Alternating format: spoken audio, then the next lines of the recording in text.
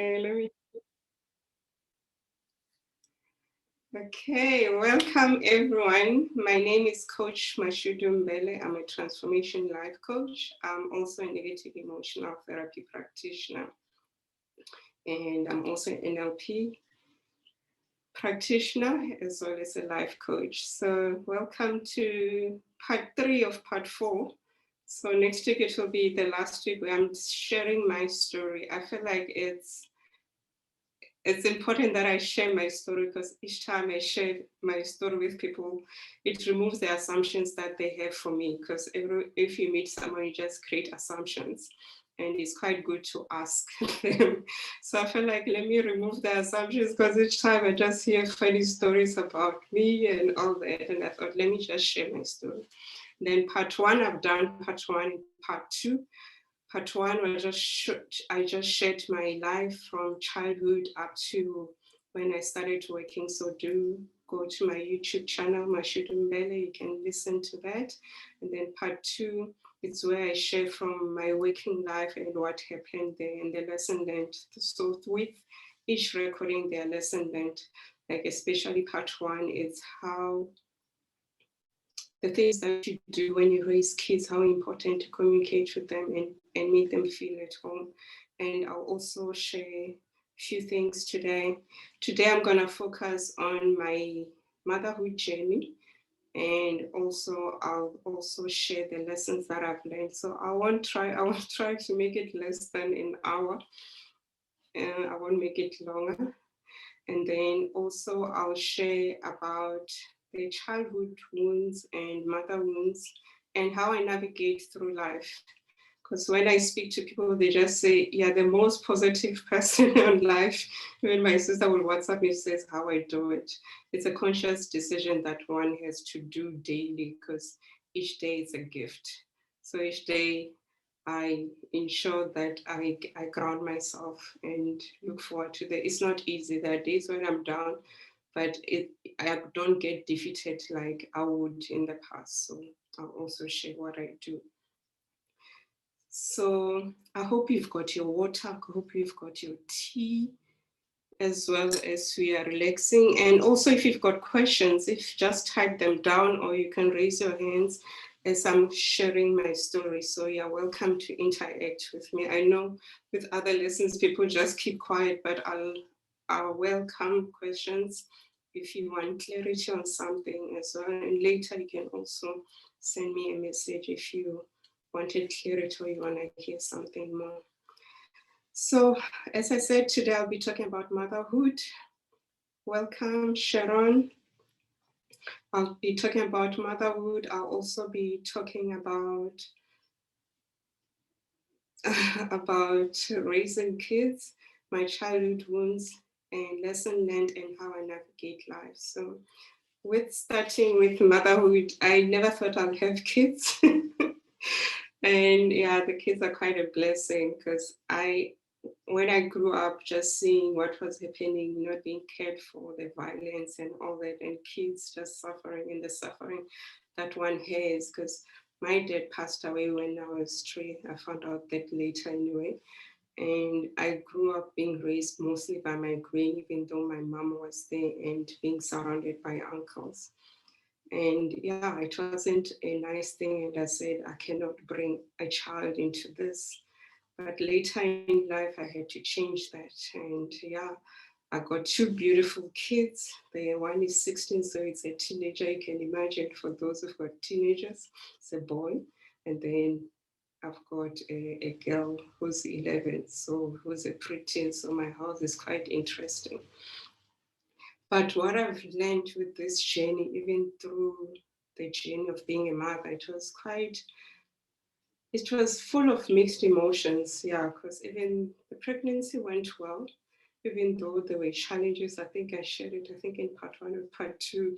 I remember when I was 36 weeks pregnant, planning to go home, because I was staying in the Northern Cape, where I was working for one of the mines, so that my mom and my granny can support me in this new thing, which is parenthood, which I wasn't sure of. And then being told I'll die when I give birth to my son, both of us, and we're still alive 43 years later, I'm still alive. My son, 16 years, is still alive. So there is God of miracles. And if you believe in God, I remember even when I got that conversation, the call being told, somebody came to the house, they said, you are going to die when you give birth, you need to come back and do this ritual and this ritual. And we're like, I'm not coming back.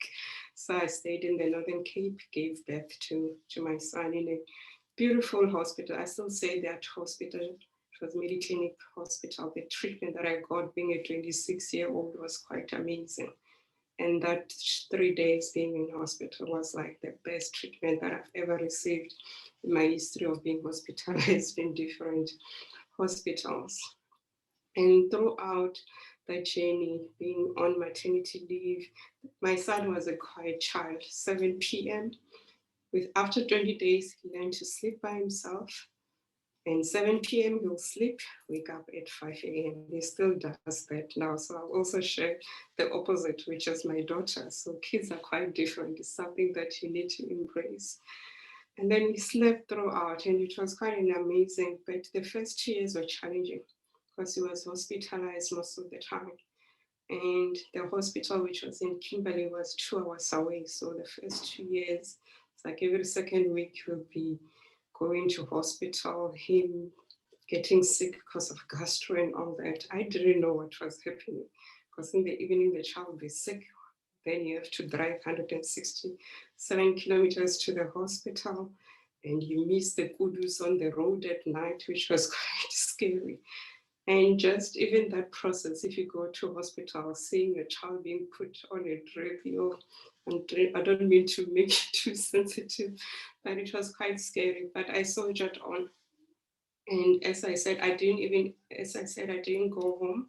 So I stayed in the Northern Cape with my child. My granny, after giving birth, was there as well. So she came for 14 days to support me. It was quite amazing just to get that support. And I think it was for the first time where I stood up about this parenting and say, I'm going to do it. So I started buying books, baby books. How do you do? Like even before you go to hospital, you Google on the book what happens before we got addicted to Google. Yeah, so those first 2 years was quite heavy, and having to be a working mom and being far away from the support system. Also, I had a helper who assisted as well. And also the support from my younger sister and my brother was staying with them because as soon as my son was born, I shipped them to the Northern Cape, so they attended school. So being a mother, so I gained my biological son and then my siblings, a boy and a girl. So it was an interesting transition just doing that. But it was quite, I learned a lot from that. And also, I think the support system is quite important. There was so much support system, even from people that I don't know. I think that is something even today that grounds me. Wherever I am, you've got that support system, which I really appreciate. And I believe as well you guys have got a support system, so do cherish that. So with my son, what I've learned from him is to love. I learned how to hug. Even now, it's still something which is not natural, but I do it. I remember if I come back from work during lunchtime, he'll be coming with open arms and hugging me. And he also made the first 7 years of fatherhood quite interesting as well. Learned to love, being humble, playful, and we spent a lot on toys. I know every parent, the first child, you just buy and buy and buy. But I learned even now he's an introvert as well, like me, and he's dead. He's humble, he's loving, he's full of respect as much as he's 16. Our arguments are few there, and he's got his clear direction. I think I was sharing with a colleague, and they said during his first quarter, he came up with a plan, looking at his performance of what he's going to do before I even ask.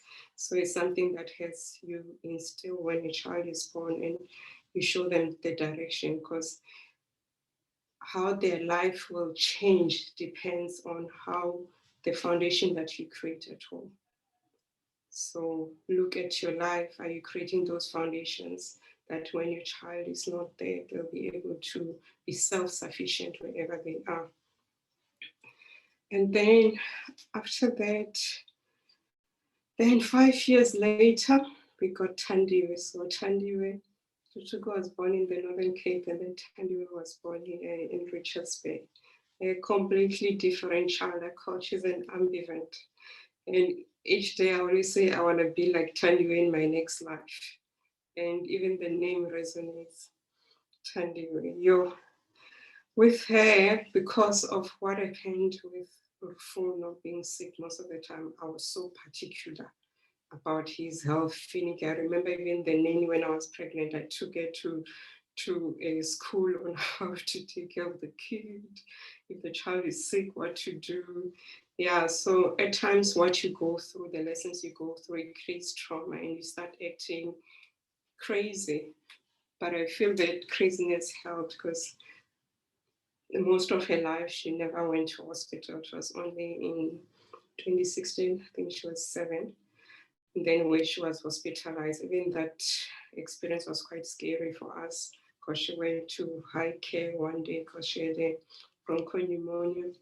And then, yeah, high care is not nice. It's where after you have been to ICU, when you are getting better, you get to high care. High care at night, you've got your own dedicated nurse. It's like a station in just, you don't have that privacy because they know your life there. It's a life and death experience. With her, luckily, even though she was the only child and we had people when they were in accidents, you just being, I don't know how I soldiered on, but I did it. And they put us in a corner. So within a day, she was recovering, we removed, then we went to high care, to pediatric ward. So I would say that was the only scare that we had with her. Throughout, she was just fine. It was only, I think, when she was doing grade 1, then I learned that she her left ear, she was losing her, her hearing, and then now she's 20% deaf. So even that one just scared me. I remember when she came back from school, she told me, Mommy, I can't hear in this ear. I'm like, really, isn't it dirty? Then we went to the doctor said, no, take it here to the audiologist. And for those who work for mines, in the audiologist, they put you in that booth where you're alone. You've got those headphones and you have to click on the sound, sweet, sweet, sweet, and all that. That it's annoying. And at times when you're clicking the sound, you feel like, did I hear the sound or not? So I could see her in the booth, and then the audiologist says, she's not hearing. I cried. I cried while she was still there. And then before she even come out, I had to be better.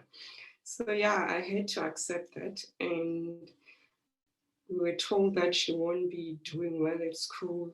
It will affect her speech. Her grades will go down. That has never happened. That's why I say God is always there of miracles. She's doing well. She's an A student child. She's creative. She can hear. She also doesn't wear her hearing aid because she hates it. But the beauty is that her school understood when I told them. So she sits in the front of the class, so she doesn't have to wear hearing. And we even forget at times that because she still hears us, life carries on. And that helps because you don't make it that she's got a condition, you make her feel part. I think that is what we have done very well as a family, to welcome her the way she is and not make her remember that, just to live her life like a normal life. So with her, I think I've learned, I shouldn't use the word think, I've learned to just ask, to embrace life, to embrace your beauty, to embrace who you are. Because I always say she gets away with murder. Like if she has to do something, someone will just do it for her without asking. She's got that thing. And it's so amazing. So that is what I've learned from my kids, and also the nanny drama. Even though I don't have a helper, we do things. So with my son, I learned that my nanny was busy abusing my son, force feeding him, and also busy abusing my siblings who I was staying with, because I told her we were staying with. And then when I was working shifts, that She'll bring her boyfriends to the house. She'll make my siblings clean. So they were living in fear. And being an introverted person, I think that counteracted because I was never there. It was I was in my own life and working. So when I moved to Richards Bay, we found a new helper. So my kids and my siblings were able to open up to her. That is when I found out what was happening. When she was staying with you that day, I felt like I was dying just hearing the trauma that the kids have been through by somebody that you entrusted them with when you're not there. So it was quite torturous. Even now, yeah, I'm wary of helpers because ever since that experience with my nanny, the first one for my son, yeah, I brought another one. I even brought my cousin. It didn't work. Then I had to take Tandiwe to to a crash. So from 22 months, Tandiwe went to a crash. Even now, she doesn't speak well the African languages, but she has us. But I made that conscious decision. I was like, I cannot let her go through the trauma that the others went through, because the traumas that we go through from a young age, they impact you as you grow older. They just rise up. We might suppress them, we numb them. Like currently, I was chatting to someone that were in level 4 lockdown.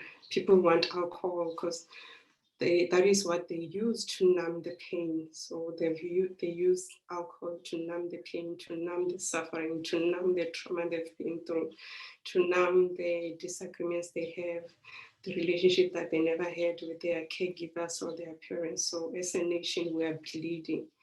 Whatever is happening now in our country, it's what starts as a foundation in our homes as well. And we need to be there. There's something that can be done. It's not lost. So with the nanny that I had, when Tandiwe was born here, she told me, Sisi, you need to learn to, I remember she even did this, you need to spend time with your kids, be there. Did you know this and happened? And then they were able to share that. And from that, I changed being with my parenting. I learned to listen to them. I had to learn how you speak to kids, how you ask them. And from an introverted person, because me being into you are introverts are just quiet people. They are always talking in their heads. It's not to say they're quiet. We're always talking in our heads 24 hours, but we don't verbalize.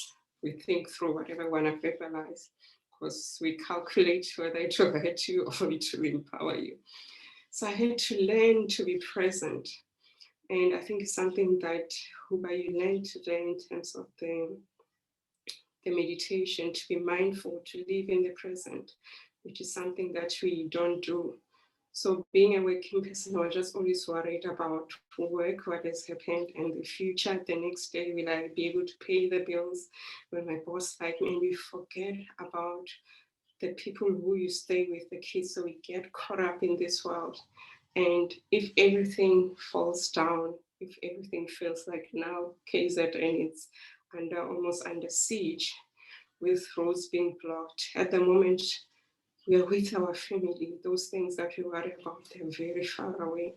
So I had to learn that. It was quite painful to learn, but I'm grateful I learned it. And then I had to learn to be present, to parent differently, because I was parented differently. My mom was there, but I wouldn't be able to chat with her about what was happening. And also hearing the word I love you, you wouldn't hear it. So I had to learn to say it authentically, because there are people who just say I love you just for the sake of it. Because the voice portrays whatever you say in your body language has got so much impact on what you say. So I had to learn to portray and feel that feeling so that the next person can feel it.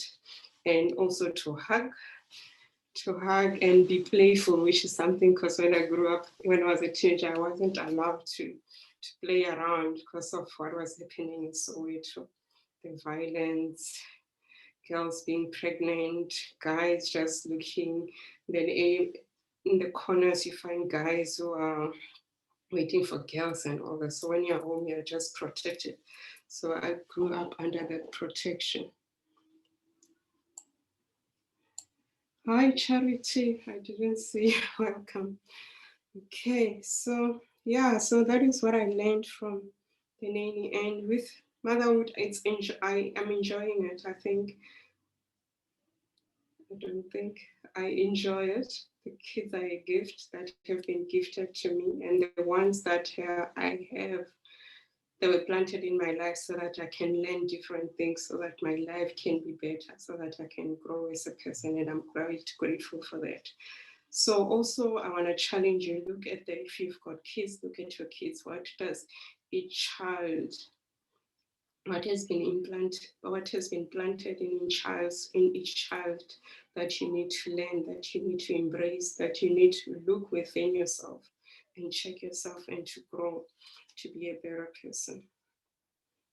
So I just wanted to emphasize that. So do a, I would say mind surgery, or just a reflection on what is it that you have learned from each child.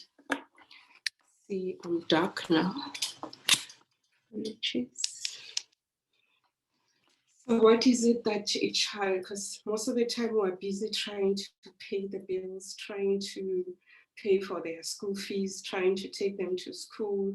And yeah, we're forever busy and we forget about this beautiful blessings that we have inside the house. And you also realize you have learned something which you are not quite aware of. So create that awareness, look into it. And also with the kids, what I've done as well is to make them independent. The beauty of having Capitec is that now you can open an account for each kid, and each child has got their own cell phone so they can manage their money. It's a tool, it's one of the skills that I've learned that I need to impart with the kids, so that at a younger age, so they're independent. So their accounts used to be in my FNB account, and I used to manage, but they never saw. So having moved it from FNB to Capitec, then they can see daily. They're able to manage their affairs, and if money is done, is their problem. I last year, because we opened the Capitec account 2019. So my daughter, of course, I gave them a challenge, all of them. I said, whatever money you save by December, I'm going to give you a profit of half. So it was a way as an incentive to promote them to continue saving. So my daughter never ate her money. My son, when the money comes, it just disappears. So you go to the, what is it? You just buy food or go and buy a burger or do click on delivery app. And then in December, Tanya still had her money. So they called her Warren Buffett, and she's very strict with her money. She uses it very well, and she was tactical. And the brother will say, I need money, and she'll say no. But it was just so interesting just to see the dynamics of two different people that you have given birth, that you love so. And I've learned so much through that as well, and the disagreements and the lesson learned that from there. And also teaching them to have easy equity shares. So you can also open easy equity shares for your minors, for your kids. And then so that they start understanding shares and saving. Because when you go to social media, you always find a friend request from somebody who's doing Forex or Bitcoin. And then they'll write that they are from Joburg, but they live in Dubai, which is a lie.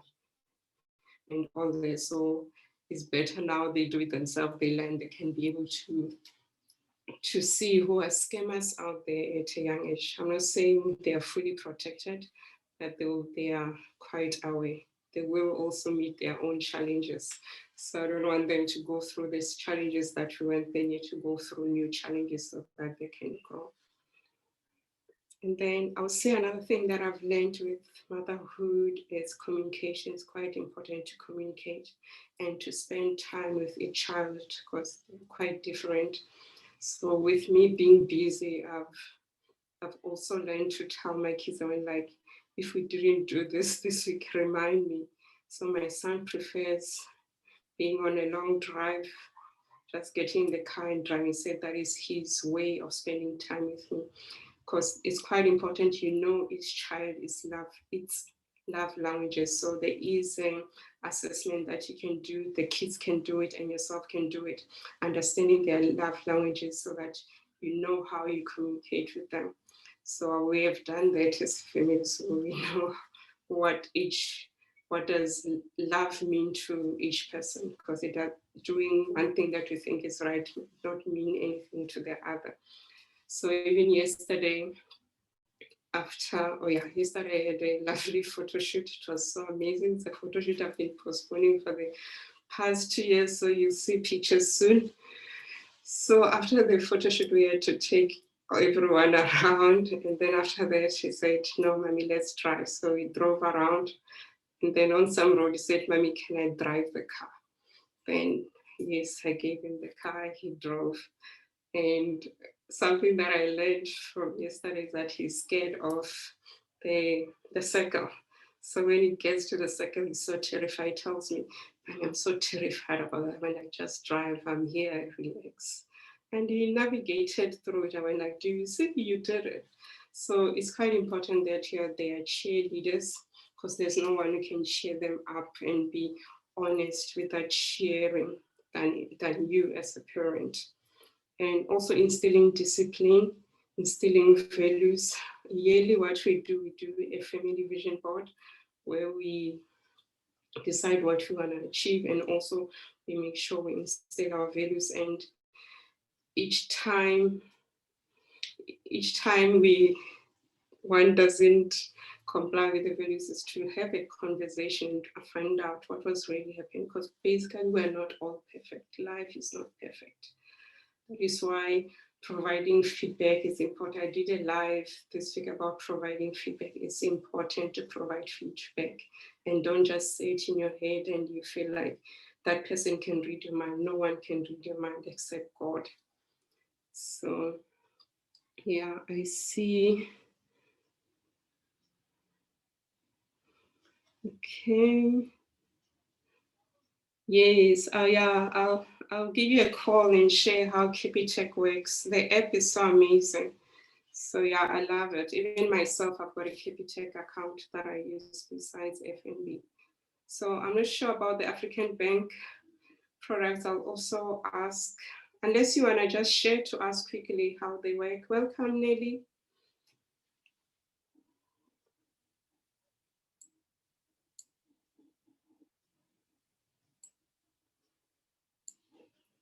Do you mind sharing, Sharon, how they work quickly? To give me time to drink my tea. Okay, my tea is quite amazing as well. Hi, Coach. They're fairly similar to what you explained. I was not aware that any other bank has. But what it does is you open your own account and open sub-accounts for your children, where you are able to monitor what it is they are doing. What I find attractive for me is you've got an option where the transactional charges could come to you or come to them. So in a month where the child is abusing the money, you're like, okay, I'm carrying your transactional charges, but this time I'm going to bring them to you so that you understand the implication of mismanaging your own account. That way you've got an option to sort of carry that responsibility for them, or to get them to have a feel. So if 1 month you feel like, no, this person has been disciplined, I am not going to penalize. So your way of penalizing them is saying your transactional charges are going to come from your own account. And when they start to behave, you take it back. So that's what I found attractive. I'm not familiar with KipiTech. Maybe they've got something similar, but that's what I found appealing with African Bank. I have to say, though, Coach Machudu, you know, for me, when I engage African Bank, trying to understand their product more and trying to explore how best one could expose our network to, I realized that the power is in our hands as consumers. If we were to create a community that says we've got this kind of an interest in how we want our children to learn, it's fine that I'm not on video, right? Okay. If we've got if we've got, you know, something that we're all comfortable with, and say we want our children to learn this way, there's so much influence we can make or contribute towards products designed for us, versus just taking what is there. And that's what Capitec, when I engage them, are trying to achieve. They are trying to drive to communities or consumers, almost in inverted commas, dictating to them on what they believe is more manageable and not manageable for them. I mean, some communities, unfortunately, the children cannot go and swipe. They have to withdraw cash because they have to go and buy fat cook from the lady across the street, which on its own carries a lot of transactional charges. But when we are a community that says we are from the rural areas and we're leaving our children behind if we don't allow that kind of withdrawal, and if it comes with high charges, nobody is there to represent us. Everybody else is representing the business interest. So that's what I found very attractive with the Capitec, that they really are trying to reach out. I'm not too sure I don't think they're effective in their approach, but they're trying to reach out to hear what we say as parents, only in that account where they're saying they want to teach children, money management under our own supervision. Thank you.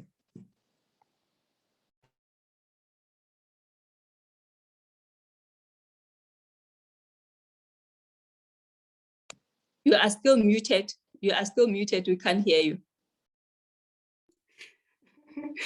And I was just saying thank you so much for that, for sharing that. I wasn't aware of the African backed products and what they, and also learning more about Capitec. So yeah, I think we are empowered, and yeah, knowledge is power.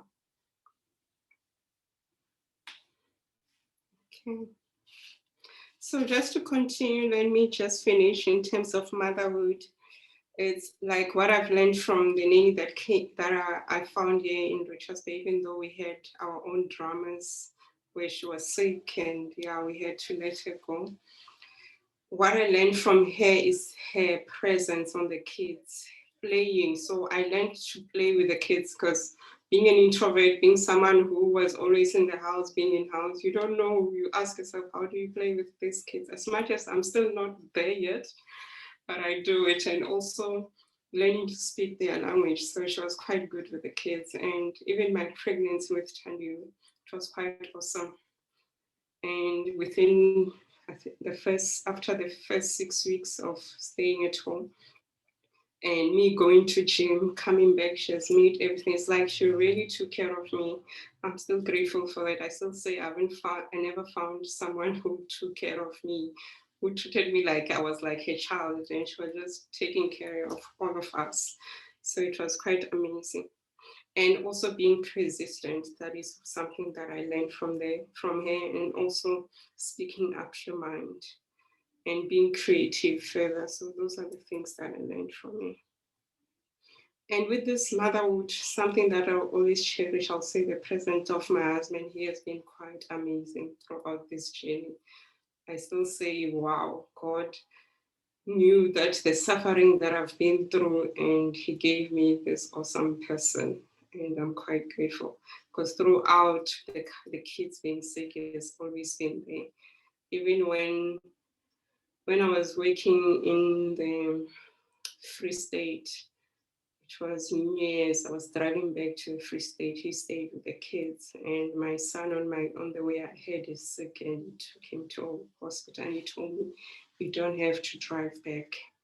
Because yeah, that was a long road from Richards Bay to Kronstadt. Said, "I'll take care of our son. I'll stay with him in hospital." Even the nurses were like, "Who's the mother?" He says, "Am I not the parent?" So yeah, he has been quite supportive throughout each day, even with the discipline. And I think he's more funnier than me with the kids. So he's more playful with them than me. And I cherish that. And also the support that I have from him, from my friends, I've got so many friends. We also have got adopted grandmothers because their grandparents from the father side are late. So we've got those adopted grandmothers who still play that grandmother figure, and also my mom who's still alive as well, and the support from my younger sister, Shay. I've seen if she's not there because she's got a strong bond with my son, and you see them play like small little kids, and yeah, I love the bond that they have. And when, because we stayed with, we stopped staying with her when she went to varsity. My daughter was not okay for at least 2 months. Even my son, you could feel the grieving, that loss. And through COVID last year, she came back, so she's still around. So yeah, it's quite amazing that the kids are quite happy. So yeah, I've spoken for 43 minutes, so left with 17 minutes to go. So any questions on that before I go to navigating life and lesson learned?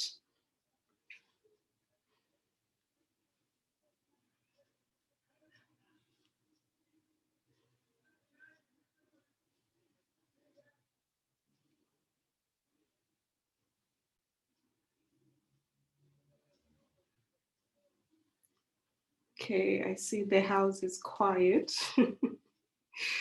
I would say navigating life for me, it's something that I had to learn throughout this journey called life. It wasn't easy.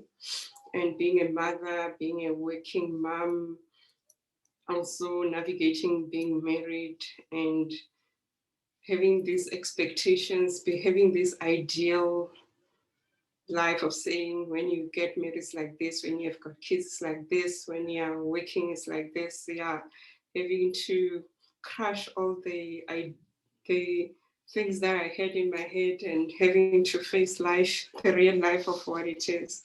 It hasn't been easy. I've done so many flops. I've had so many people, which I apologize for.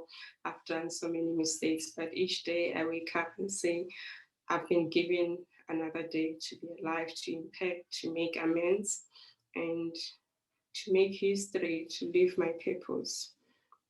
So I had to learn to take care of myself because when I was a mom, it was all about these two kids. The kids, this one and this, and then you start forgetting about yourself, you start resenting yourself.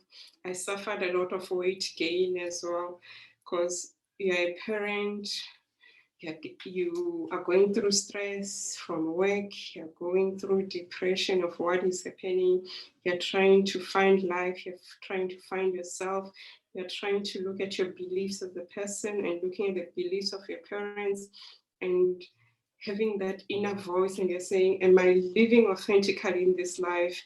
And having to accept what you're going through and just saying, now I'm letting go of this and living my life, kicking and screaming whether I'm going to have less friends or less people who love me.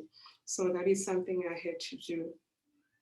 And I'm quite grateful that Charity is here. She's my biggest sister. She knows when I call, she's always there. And thank you so much.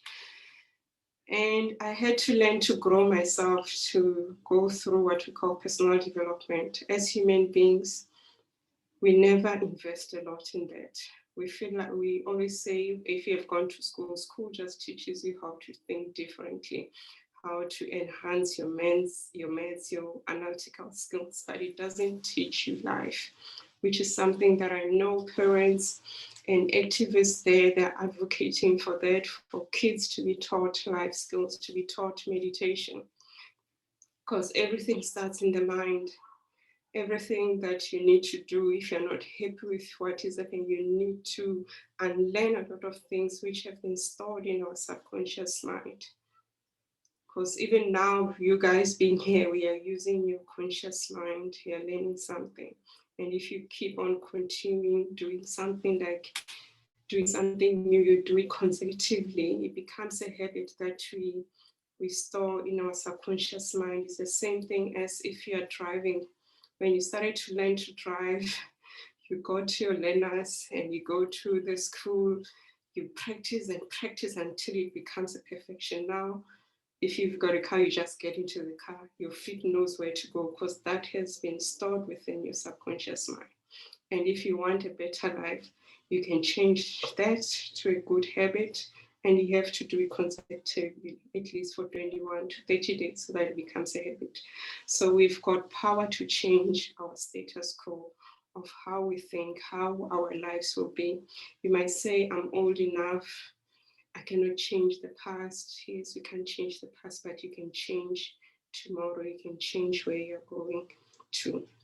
The fact that you have had that awakening is a priceless gift that many even die without having that awareness and knowing who they are. And then also with the personal development, I read a lot daily. I read a lot. At times, if I've read something, I'll just go and do a live or just type it down on my Facebook just to share, because I just love reading. I just love learning.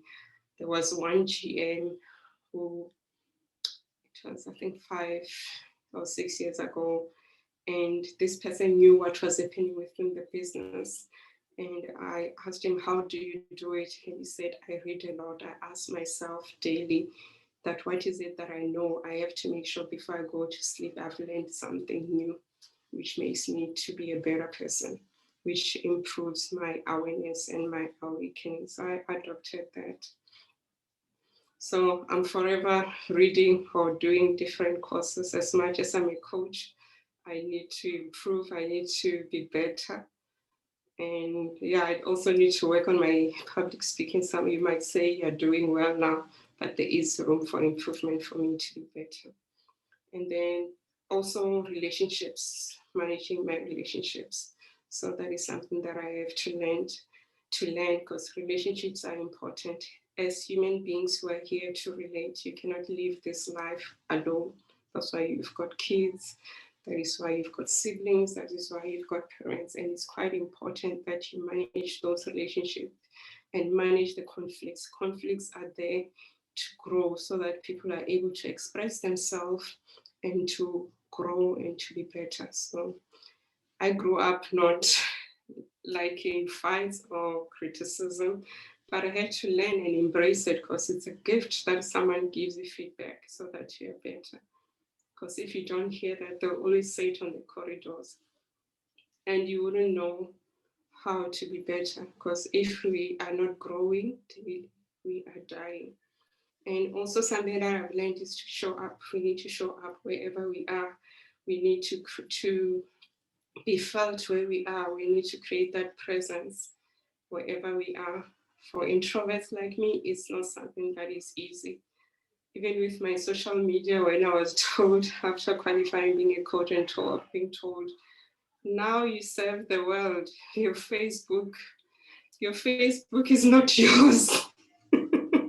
And then whether you're feeling good or not, you need to show up because you chose this journey to impact lives and there are people you need to lead, to support. So that's why even when I'm not in a good space, I have to ground myself, do my meditation, and so that I can impact those people who need to hear the message. Because there are people, even wherever you might feel like no one is looking, there are people, there's a bit of noise. Let me just close the window.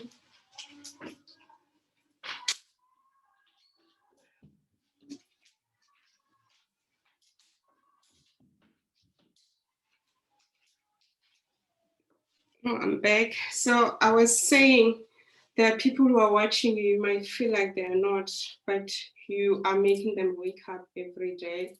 You're providing them with hope, you're providing them with courage. So if you are feeling down, find a coach who will help you. Because you also, if you've got kids, you've got a big responsibility because whatever you do, they're going to emulate it out there. Kids don't do what you say, they do what you do, they see what you do. So be exemplary out there. And also cherish, I always say this to people, I say you need to cherish the body that you're in. Some people are dying now and we are still alive. And as human beings, when you grow up, you start unlearning all these conditions that you have learned. Between age 30 and 40, you try to find who you are. And at times, some, they don't have that opportunity to find who they are and what is their purpose. So it's quite important. Cherish the body that you're in, the fact that God gave you another breath. Find your purpose. If you don't know how to find your purpose, find a coach that you resonate with. Find someone that you can click with, who can be your accountability partner. Someone who will help you to think differently, because when we think, we're always there is bias in our thinking all the time. So it's quite important that you have someone who can create that awareness within you. Because you might have grown up with the condition of feeling that people, they don't love you, they're always criticizing you, and you created that belief of saying, I'm not worth it, I'm not good enough, no one loves me, I don't have money. And in terms of money, everybody's supposed to have money. It's our conditioning, which makes us to be far away from our abundance, and you can change that. So I would say find someone, get a coach you're happy with, you're comfortable with, who can help you in this discovery of finding yourself. So showing up is important, and growing up. I mean, before I used to say there were times before I became a coach, before I started learning more, when life was really hard, there were times I wanted to kill myself. But having learned that my body is quite precious, there are souls out there want to, the fact that I can eat, I can think, I can decide what to do. And people who have gone, who are in the spirit, they cannot do that. It's something to be very proud of. So let's use this time in this world to impact change. Yeah. And yeah, growing up has been fun, challenging. At times, as I say, I used to say, this is not for me. I need to leave this world. But I'm grateful. And the fact that I'm still alive and being able to share this story with you as well. And I trust you're empowered. And I think something that I didn't share was the mother wound. I think for me, it was the fact of not being told that you're loved. And listen to part two to elaborate on it, not hearing the word I love from your parents. So if you're not saying it, please say it to your kids. If you've got a girl child and you're a dad, your kid need to hear that word I love you genuinely from you, because they're gonna go out there and look for it. And they'll look for it in the wrong places, and you'll be suffering the consequences. And if you've got a boy child, show them how a girl should be treated, show them how to love them so that they don't, and what is this, vomit the anger they have in their relationships that they have. Because every relationship that we have daily, the person, the first few months, you'll be feeling those butterflies. But after that, for one to stay in that relationship, to make that commitment of saying, I'm staying here, and be compassionate and saying, this is about companionship. And I would urge, if you know someone who's going to get me, tell them to go and do some personal development. Let them work on their inner wounds, because marriage shows you things. It's where you learn who you are. You learn what are the things that you have been bottling up. Yeah, so that is my share. I think I'm under the hour. I did it. Any questions? And next week, I'll be doing the last story. Part 4, I'll be sharing how I became a coach, what I do, because some people, they don't understand what is a transformational coach as well in their journey through the discovery of being a coach. Yeah, thank you. Any questions?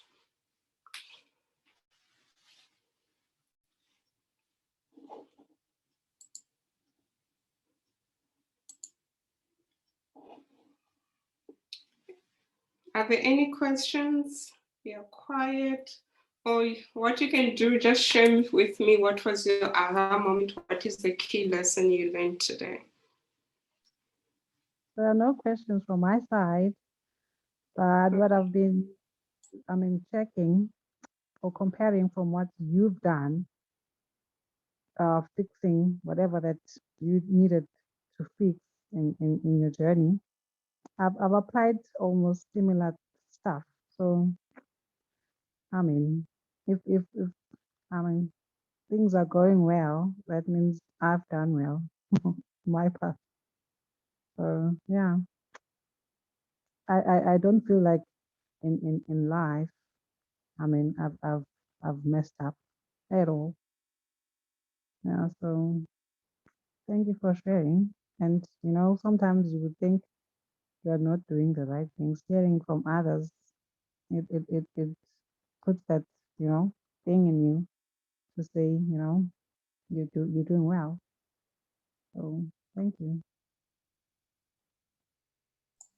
Thank you for sharing. You're doing an awesome job.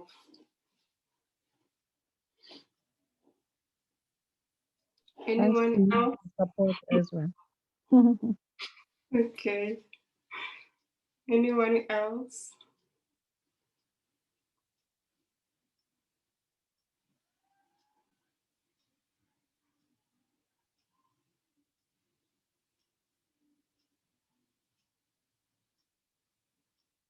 Okay, any questions, any comments?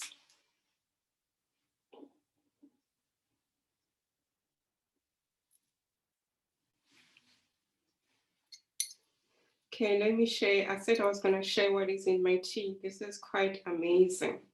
So I've got lemon, I've got ginger, I've got cinnamon, I've got bay leaves. So you can try it and create your own tea. It helps with boosting your own immune system. And it has got the sweetness and the tanginess. So it's quite nice. I've been drinking it, I think, for 2 weeks now, and it's just been amazing.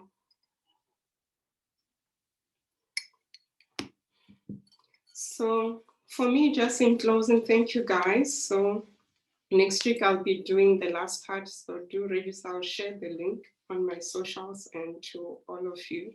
So do join. Also prepare some questions. You might have listened to me today and there are questions later when you reflect. So you're welcome to send me those questions. I'll be able to respond.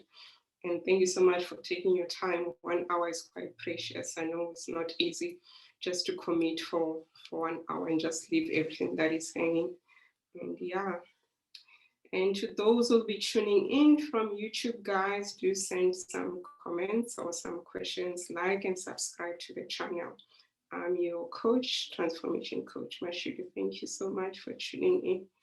Enjoy the rest of your weekend and take care. If you're in KZN, yeah, let's continue praying for our province. There's so much happening, and yeah, look at where you are going, travel safely. So ask around before you travel, because I saw there've been some info circulating, more blockages and all that. So just if you don't have to travel, stay at home, stay with your family. Yeah, and manage your traveling and spend more time with your loved ones. Okay, thank you. Thank you.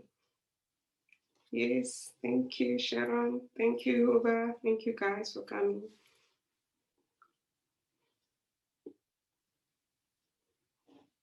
Bye. Bye.